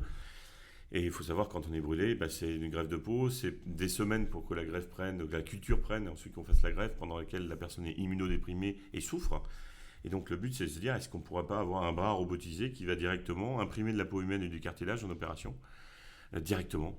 Et ça, si on développe ça, bien sûr, ensuite, ça irrigue toute la société civile. Ah bah oui. Donc ça dépasse de très loin le cadre de la défense. Ça, c'est un très beau projet. Donc ça, c'est ça d'abord les grands sujets. Ensuite, les autres sujets sur lesquels on parle aussi, c'est des problématiques qui sont plutôt liées au fonctionnement du ministère. C'est comment faire en sorte d'aller plus vite et que l'innovation qu'on voit, notamment dans la société civile, quand on en a besoin, on puisse d'abord la déployer le plus rapidement possible au profit des utilisateurs et des opérationnels du ministère, d'une part, et que l'on puisse l'insérer dans des programmes d'armement à temps long. C'est ça aussi notre vrai problème, c'est que le pilote du système de combat aérien du futur, donc en 2035 le machin il sort, hein, il est à l'école aujourd'hui. Et donc d'abord il faut travailler avec la jeunesse pour définir les conditions dans lesquelles il va travailler. Mais surtout, en 2035, moi je ne sais pas si on sera avec des commandes de vol numériques ou pas, si on aura des ordinateurs quantiques ou pas. Ouais. On ne sera pas à la 5G, on sera peut-être à la 18G ou communication quantique, j'en sais rien. Et donc, quand on conçoit maintenant un programme d'armement, il va falloir faire en sorte de ménager des fenêtres d'opportunités pour intégrer de l'innovation qu'on ne connaît pas encore, et c'est ça la grosse difficulté, à l'intérieur de ce programme-là. Et donc, le gros sujet, c'est mettre en place toute cette dynamique-là, avec les armées, avec la DGA, mais aussi avec les industries, de telle manière que les architectures puissent se préparer à accueillir des technologies qui n'existent pas encore. Et ça, c'est génial. Et puis, un troisième grand sujet, c'est quelles sont les ruptures demain qui potentiellement peuvent générer des ruptures stratégiques. Ok. Donc, effectivement, est-ce qu'il y a une technologie ou un ensemble de technologies qui, maîtrisées par un État, un groupe terroriste, nous mettrait en difficulté? Et donc, c'est aussi le rôle un peu de DARPA. La DARPA, c'est l'agence américaine qui se charge de cela, qui incidemment a 3 fois mon budget, je rappelle. 3 fois et demi même. Mais mais qui est chargé d'anticiper, de prévenir la surprise stratégique. Et donc nous avons cette mission-là également. D'accord, et donc pour remplir toutes ces missions, donc il y a différentes façons de procéder. Donc il y a les partenariats avec les grandes écoles, des chercheurs des grandes écoles qui bossent sur ces grands enjeux et ces grands sujets de recherche. Il y a aussi, comme on en parlait, tes chasseurs d'innovation qui vont à la rencontre des entreprises. Oui, bien sûr. Alors déjà sur les écoles, il faut savoir qu'il y a un certain nombre d'écoles qui aujourd'hui sont sous la tutelle du ministère des Armées et certaines dont la tutelle est déléguée à la DGA et exercée par l'agence. Par exemple, on a l'exercice de la tutelle avec la DGA des deux ENSTA, ENSTA Paris-Tech, ENSTA Bretagne, École Polytechnique et ISAE Super-Héros. Ensuite, on travaille, on a fait une feuille de route école avec les autres écoles du ministère, par exemple l'école navale, l'école de l'air et Saint-Cyr-Côte-Quidan. On travaille avec la gendarmerie nationale également. Et puis, derrière, on entend élargir ça à toutes les autres écoles et laboratoires. On a une activité en termes de soutien de recherche académique d'intérêt défense assez importante. Juste pour donner une idée, c'est 300 thèses de doctorat en ce moment qui sont soutenues par le ministère. 300 thèses, ah oui. Dans tous les domaines. Bon, donc on a effectivement cette approche-là. Et puis, on a l'approche, j'allais dire, innovation ouverte, c'est-à-dire chasse et pêche. Alors, ça veut dire quoi? Pêche, ça veut dire d'abord, on peut aller envoyer des équipes un peu partout dans des colloques qui n'ont rien de défense. Qui n'ont rien colloques à sur voir, la cosmétique, il y a des choses intéressantes pour nous. Les nanotechnologies, protection contre le soleil, il y a plein de choses à faire. Mais également, on a mis en place ce qu'on appelle un guichet unique, c'est-à-dire une unique adresse internet où on peut déposer un projet, demander une mise en relation. Parce que moi, je m'en souviens, quand j'étais entrepreneur, c'est terrifiant d'essayer de travailler avec le ministère des Armées. On ne sait pas à qui s'adresser, on ne sait pas quel dispositif de soutien. Donc, c'est pour ça qu'on a voulu ce dispositif-là. Simplifier pour l'innovateur, pas pour nous. Parce que nous, c'est 30 projets nouveaux par mois. Donc, il faut pouvoir traiter ça derrière dans des délais qui vont bien. Et ça, c'est vraiment un défi. Donc, ça, c'est la pêche. Et la chasse, on a interrogé les armées en disant quels sont vos problèmes, quelles sont les problématiques sur lesquelles on peut vous aider en allant chercher dans l'innovation civile les technos, les processus aussi peut-être qui pourraient vous aider. Et donc là, on a d'abord indiqué nos thématiques d'intérêt et puis on va recevoir, identifier des startups, des PME, interagir avec le groupement. Et on a une interaction permanente, on leur explique ce dont on a besoin, on lance des appels à projets le cas échéant, ou de temps en temps, on va chercher une société en disant ça nous intéresse, on peut peut-être faire un projet ensemble. Sur les salons, tu peux remarquer une technologie et qui te saute aux yeux et qui te dit...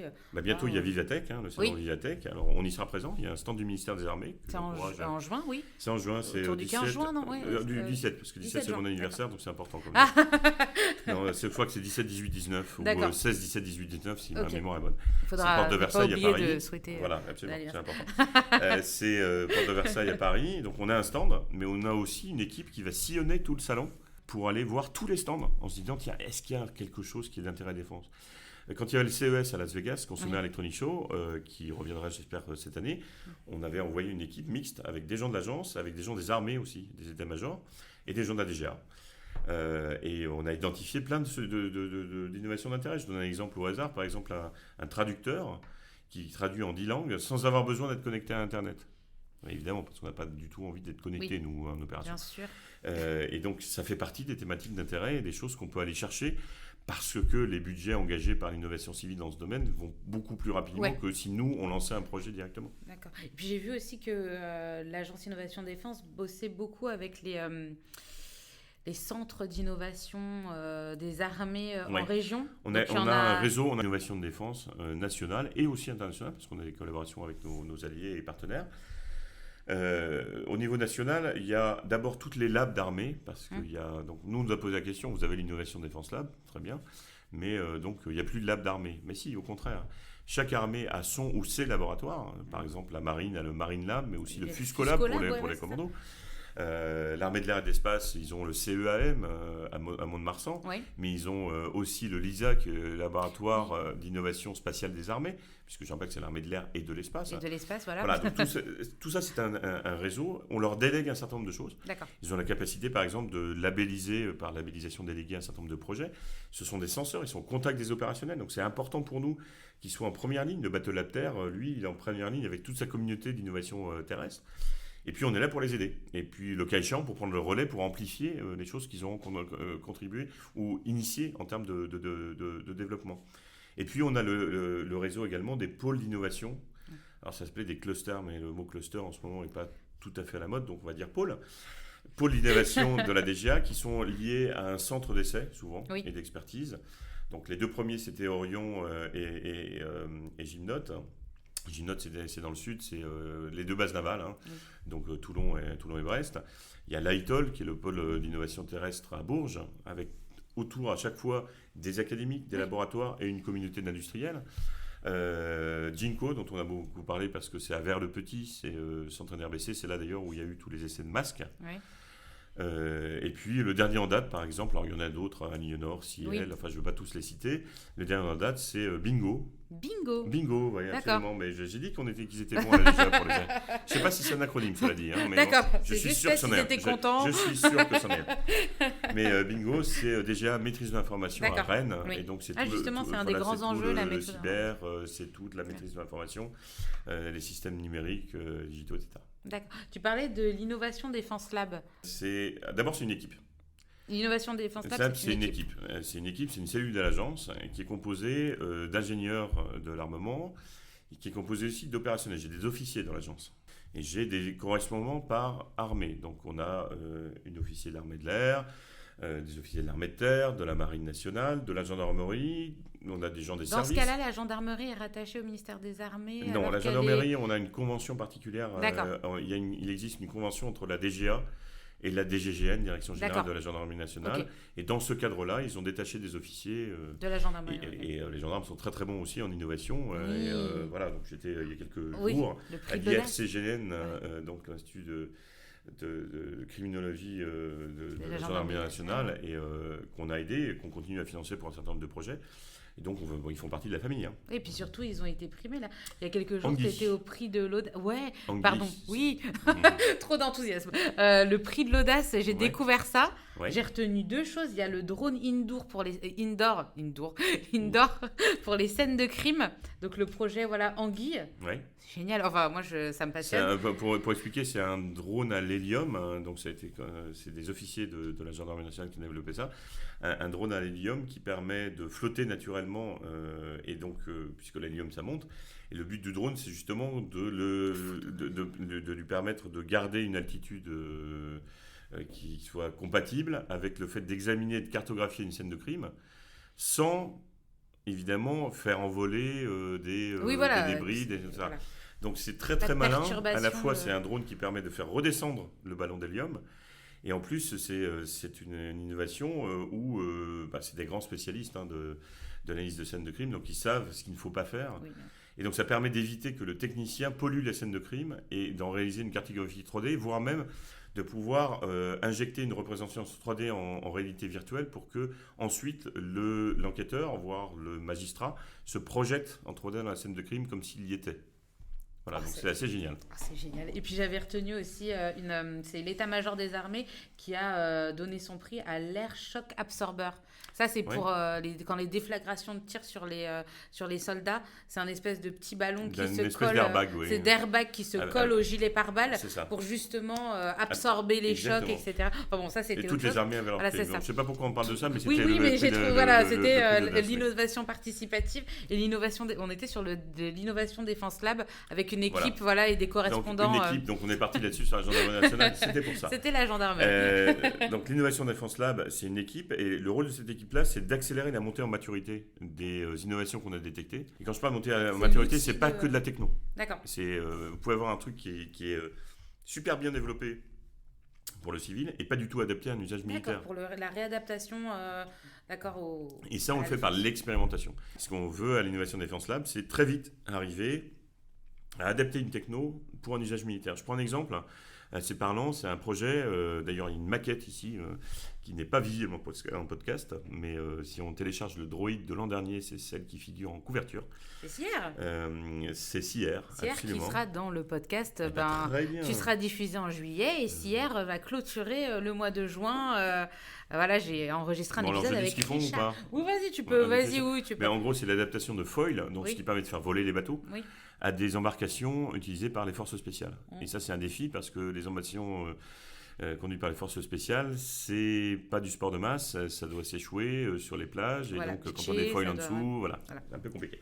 Je déflore pas trop le sujet, mais typiquement, voilà quelque chose qui est connu depuis des années sur des voiliers, mais qui n'était pas adapté sur des semi-rigides d'une part, et qui ensuite doit être adapté à l'utilisation par des forces spéciales qui est une contrainte redoutable, en termes de discrétion, d'embarquabilité, de repli, de maintenance également.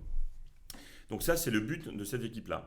Donc Innovation Défense Lab, une équipe destinée à financer des projets pour leur permettre, par l'expérimentation, d'accélérer en termes de maturité et de co-construire le projet avec l'utilisateur. D'accord. C'est pour ça qu'on a des officiers dans l'Innovation Défense Lab, c'est eux qui font le lien avec l'utilisateur final en disant tiens, ça t'intéresse, viens avec nous, on va construire le projet ensemble.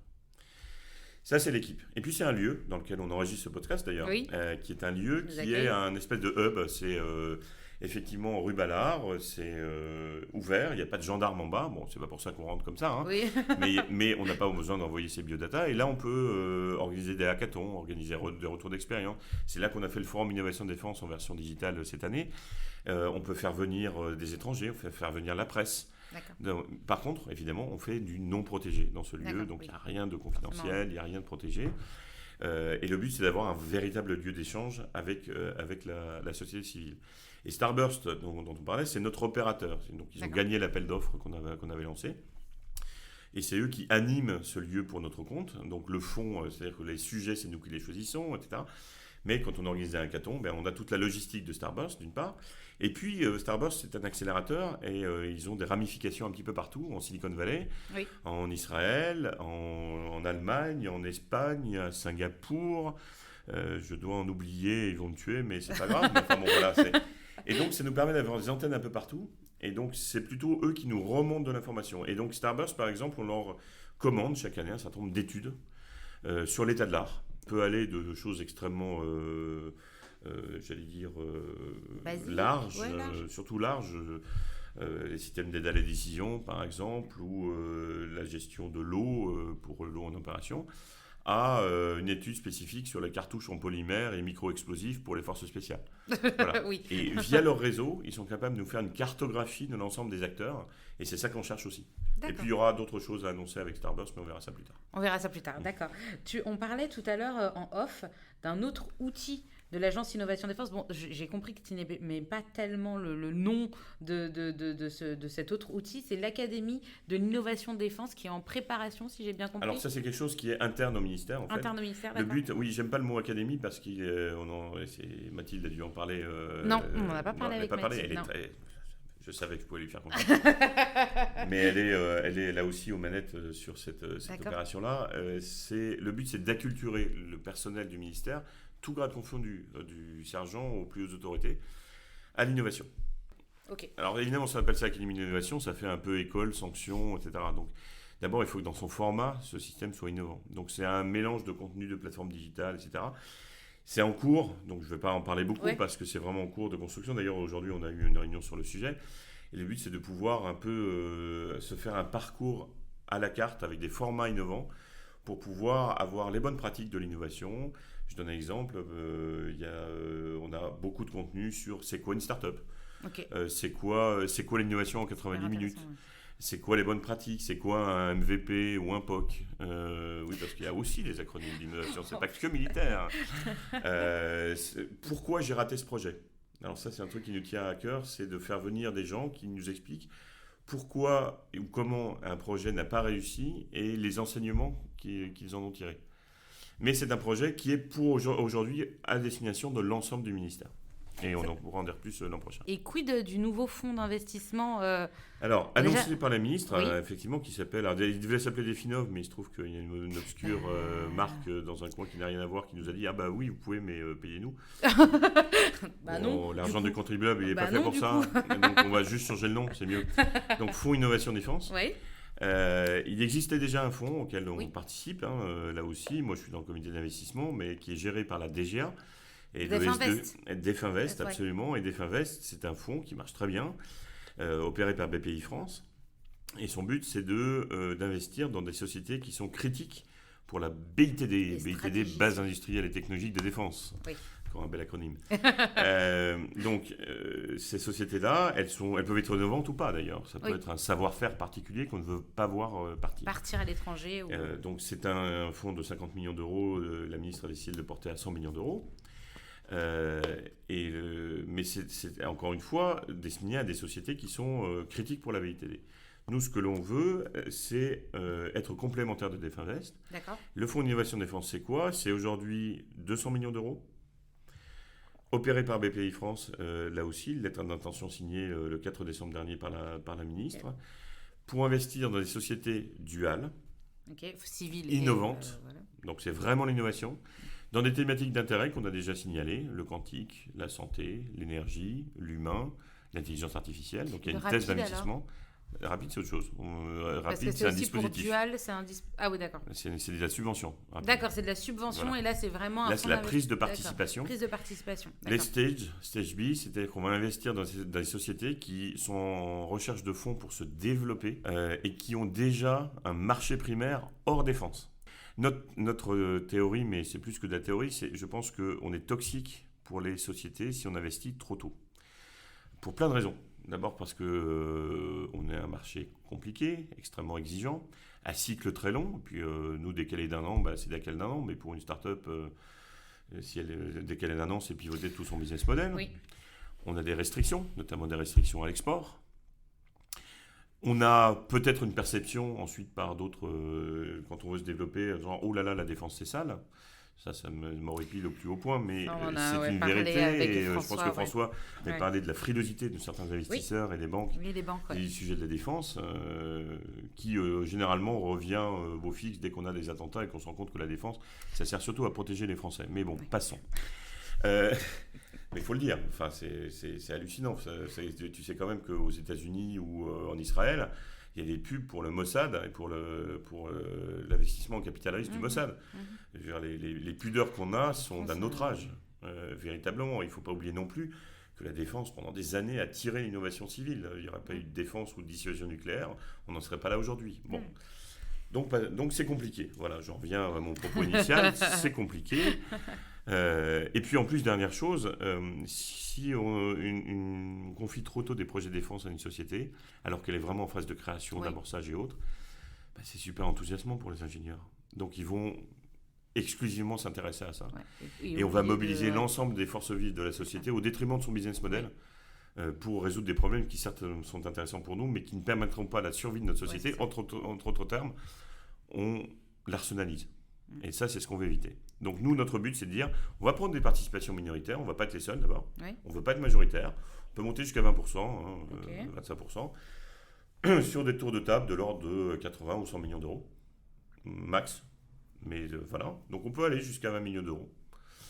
Ce qui nous permet d'encourager les sociétés à aller vers le monde de la défense, à s'assurer qu'on va contrôler, qu'elles ne vont pas être non plus cédées pour rien à des investisseurs qu'on n'aimerait pas voir venir, notamment étrangers, rester en France, sans néanmoins les détourner de leur marché primaire. Et donc c'est ça le but de ce fonds qui sera opérationnel d'ici quelques semaines. On candidate ou vous allez chercher? Les deux. Si quelqu'un veut candidater, on attend votre dossier. On n'est pas une forteresse, justement, on montre que toutes les portes sont ouvertes. Et on a identifié un certain nombre, et on travaille déjà en fait sur l'instruction d'un certain nombre de dossiers, sociétés dont on sait qu'on pourra les financer. Donc le lancement, c'est dans quelques semaines? Oui, c'est des délais administratifs et juridiques pour l'instant, mais c'est en passe d'être résolu. Donc l'agence Innovation Défense, on a compris, donc c'est très vaste, c'est plein de missions différentes. Et toi, en tant que directeur, quelle est ta journée type? Qu'est-ce que tu fais? Alors je bouge et j'ai plein de rendez-vous. En moyenne, je tourne à entre 6 et 10 rendez-vous par jour, qui sont de tous ordres. Alors j'ai une phobie des comités et des réunions, j'ai horreur de ça, donc j'essaie de faire les choses assez courtes. D'accord. Et puis je bouge beaucoup. J'aime beaucoup aller au contact des innovateurs, donc dès que je peux, on va visiter des sociétés, on va en province, parce qu'il faut passer le périphérique de temps en temps. L'innovation, c'est pas que parisien, loin de là. Donc moi, j'aime beaucoup aller sur des bases, dans les forces, à la rencontre à la fois des utilisateurs et des innovateurs, voir si notre action est bien perçue ou pas, voir ce qu'on peut faire pour se corriger. Et donc, oui, j'ai quelques déplacements par semaine. J'avais beaucoup de déplacements à l'étranger l'an dernier, il y a 2 ans, mais ça a été évidemment un petit peu affaibli par la crise, mais ça va revenir. Et j'ai déjà des déplacements qui sont prévus en Asie à l'automne. Tu vas avoir tes homologues des agences innovation défense des autres pays Oui, c'est ça, typiquement oui, aux États-Unis, à Singapour, en Europe, au Royaume-Uni, oui, on va voir nos homologues. Ou on va voir des pays avec lesquels on a des relations privilégiées, je pense par exemple à l'Australie oui. et autres. Oui. Donc voilà, la journée type, c'est typiquement ça, avec finalement assez peu de temps pour se poser. Ouais. Donc on est vraiment toujours en mouvement et avec des interactions permanentes à la fois avec la DGA, les armées, l'hôtel de Brienne, le cabinet de la ministre, les organisateurs d'événements, les visites, les utilisateurs, les opérationnels. Voilà. On est bien d'accord que toi, en tant que directeur de l'agence Innovation Défense, tu fais pas de RH, enfin tu gères pas le personnel de l'agence. Ben, je ne le gère pas et je le gère parce que de toute manière on se parle tous, Ouais. on est une petite équipe finalement, Oui. une centaine de personnes. Donc il ne faut pas rater un recrutement. Oui. Donc on fait attention quand même à nos recrutements. J'ai la chance d'avoir des adjoints et un cabinet assez talentueux et très efficace. Oui. Sur certains postes, je suis en prise directe, mais j'ai toujours un directeur adjoint. Alors Alexandre Barou est parti, aujourd'hui c'est l'ingénieur général Patrick Aufort de la DGA qui est le directeur adjoint de l'agence. D'accord. Et en fait on se partage un petit peu les rôles. Donc moi, si on prenait l'analogie avec une société, moi, je suis président et lui, il serait CEO ou CEO. D'accord. Donc voilà, il fait plus d'opérationnel, mais par contre, on a un comité de direction par semaine. D'accord. J'ai un comité exécutif de la DGA par semaine. J'ai une interaction avec la conseillère innovation de la ministre par semaine. Donc ça, c'est des rendez-vous réguliers. Oui. Et puis entre tout ça, il y a plein d'autres sollicitations de visites et beaucoup d'interventions publiques et de conférences. J'en suis à plus de 500 depuis que j'ai pris mon poste. Et je considère que ça fait partie de la mission. C'est bien de faire des choses, il faut le faire savoir. Alors ça peut agacer, hein, parce qu'effectivement, on est en plus au sein du ministère des Armées et au sein de la DGA. Les ingénieurs travaillent beaucoup, c'est des gens qui sont extrêmement talentueux, motivés, professionnels, mais ils n'aiment pas la com. Parce que justement, ça les détourne de leur travail de fond. Aussi, hein, et puis c'est un métier. C'est un métier. Et donc, moi j'essaye aussi, moi je considère qu'on a la chance en France d'avoir une DGA et d'avoir cet étage quelque part de gens qui sont capables de penser l'avenir, d'être des ingénieurs, d'être la courroie de transmission entre les armées et les industriels. Et ben nous, on essaye aussi, l'innovation, c'est quelque chose qui passe assez bien en termes de communication. Et donc, c'est à nous qu'incombe aussi le fait d'expliquer qui fait quoi, comment et quelle est cette stratégie d'innovation que la ministre a désiré engager de manière assez dynamique. Avec les chefs d'entreprise, je leur demande s'il y a une partie dans leur métier qu'ils aiment moins. Est-ce que... Les réunions. D'accord, c'est vraiment... Les réunions, non mais les réunions et l'administratif, c'est vrai que oui, il y a de la simplification à faire. Et puis, il y a une culture de la préparation des comités. Ça va faire sourire ceux du ministère qui m'écoutent, s'ils m'écoutent. mais c'est vrai que c'est un ministère qui est extrêmement performant, efficace. On l'a vu pendant la crise, parce qu'on avait fait un appel à projet. Hein, et on a vu qu'on était quand même plutôt un modèle là-dessus. Ouais. Mais ça veut dire qu'une réunion, elle est préparée en amont. Et puis, il faut préparer la réunion qui prépare la réunion. Et donc, on a des récursifs de préparatoires de réunion qui font qu'à la fin, il n'y a plus rien à décider. Donc on a décidé, nous, de ne pas trop être dans ce modèle-là, mais voilà, c'est peut-être ça que j'aime le moins. Oui. D'accord. Les préparatoires de préparation de la réunion. D'accord, donc ça fait des journées bien chargées. Et donc, hormis, il y a une vie en dehors de l'agence Innovation Défense. Bien sûr. Et donc, elle est occupée à quoi, cette vie en dehors de l'agence Innovation Défense? Occupée déjà à avoir une famille. Voilà, j'ai une femme et un fils et j'y tiens un petit peu quand même. Ma femme est aussi occupée que moi, donc c'est pas un gros problème. Ouais. Mon fils il fait des études, donc on essaie de se voir aussi. Il fait des études de quoi? De sciences politiques. Oui, il a décidé de ne pas être ingénieur ou scientifique. C'est normal, on ne fait pas ce que les parents font. Mais c'est très bien, il est passionné par... Et d'ailleurs, il a fait une session jeune de l'IHPL. Ouais. Il est dans le comité espace des jeunes IHPL. Quand même, ouais, d'accord. Voilà. Mais donc, il y a évidemment la famille, mais ensuite, maintenant, qu'est-ce qui me passionne? Tout, en fait, le problème, c'est que j'ai un énorme défaut qui, pour moi, n'en est pas un, c'est la curiosité. Donc, je fais plein de choses. Ça va de l'automobile à la cuisine. D'accord, ouais. Ça se voit, mais malheureusement, ça ne se voit pas par le podcast. Mais bon, donc je dois avoir 600 bouquins de gastronomie et de cuisine. D'accord. Une gastronomie en particulier ou Non, tout. Ce qui est peu par rapport au... Pas pâtisserie, c'est tout. On n'est pas pâtisserie. Eh ben oui, on aura des défauts. Voilà, j'ai toujours une tendresse pour les sciences naturelles. Et j'ai aménagé chez moi mon bureau en cabinet de curiosité, donc avec de l'entomologie, de la géologie, des bouquins, en particulier des bouquins sur la Pérouse, qui est un de mes héros favoris. Voilà, j'ai la Mais chance. où est donc Monsieur de la Pérouse? On sait, aujourd'hui, il était en dessous de l'atoll de Vanikoro. Voilà. Ouais, c'est ça. C'est le dernier message de Louis XVI qui se. C'est ça, oui. C'est avant que la communication se coupe. C'est de savoir où est. A-t-on des nouvelles? C'est ça. A-t-on des nouvelles de Monsieur de la Pérouse? Exactement. Ouais. Et donc, voilà, c'est ça ma vie, et la vie reprend avec des amis, des restaurants qu'on peut voir. Et j'ai la chance d'avoir un petit jardin à Paris, et donc d'être dehors et de se détacher un petit peu de tout ce monde de la défense, mais que j'aime profondément. Et l'automobile, c'est en tant que collectionneur ou non, collectionneur, ça veut dire qu'on a plusieurs. Oui. Non, j'en ai qu'une. On s'est pris un petit cabriolet à faire en vélo parce que ma femme est d'origine italienne et enfin sa famille est d'origine italienne et que c'est sympa. Mais non, j'aime beaucoup la Formule 1. D'accord. Je suis passionné de Formule 1 et donc on regarde tous les grands prix, mais aussi les analyses, les préparatoires, etc. C'est surtout dans ce sens-là que je parlais de D'accord, c'est quelque chose qui m'est totalement étranger, donc je ne pourrais même pas... J'aime pas le foot, j'aime la Formule 1. On aime le rugby et la Formule 1. Voilà, c'est bien le rugby, je peux comprendre. D'accord.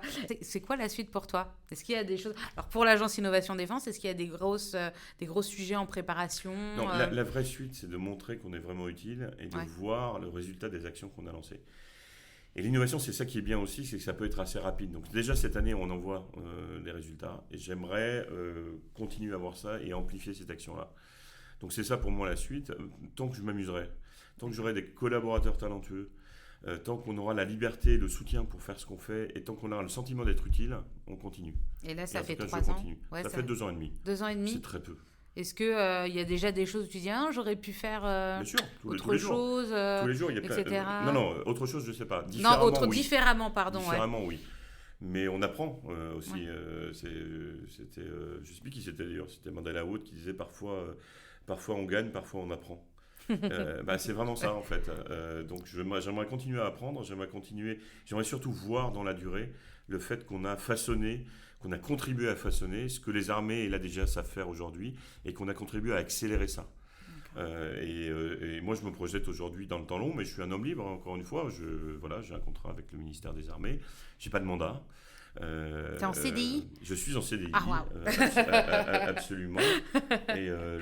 Mais c'est une mission qui aujourd'hui est absolument exaltante, quoi. C'est mon métier de rêve.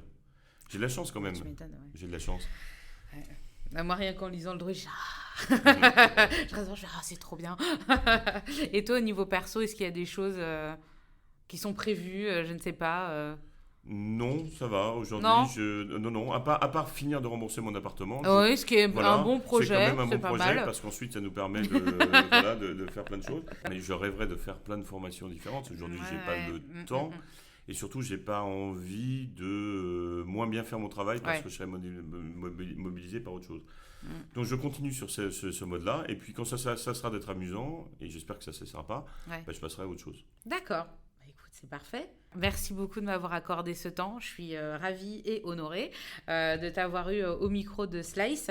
Je te souhaite le meilleur pour la suite, pour l'agence Innovation Défense. Merci Marjolaine. Et puis, moi, j'étais très heureux d'être dans ce podcast que j'ai plaisir à écouter. Effectivement, c'est un métier qui est cool, mais il ne faut pas oublier que derrière, on est au service des gens, d'hommes, de femmes. J'ai oublié de le dire d'ailleurs, mais on est à 100% de parité dans l'agence quand même, c'est pas mal. Ça, c'est une innovation. C'est déjà une innovation. Mais de gens qui risquent leur vie pour nous sur les théâtres d'opération tous les jours. Et donc, nous, on est là pour le succès futur des armes de la France. Et c'est pour ça que cette mission, elle n'est pas uniquement cool, elle est aussi essentielle. Exaltante, essentielle. Voilà. Merci beaucoup, à très bientôt. Merci. Au revoir. Merci encore à Emmanuel de m'avoir accordé beaucoup de son temps pour participer à Slice. Merci également à Mathilde Herman et à Guénolé Plémer pour l'organisation, le suivi et le soutien apporté au podcast. J'en profite pour remercier l'Innovation Défense Lab qui nous a accueillis pour réaliser cet enregistrement. Comme d'habitude, vous retrouverez de plus amples informations sur le site de Slice. Un article est dédié à ce hors-série. Quant à nous, chers auditeurs, on se retrouve la semaine prochaine pour le 12e épisode de Slice. Et d'ici là, portez-vous bien.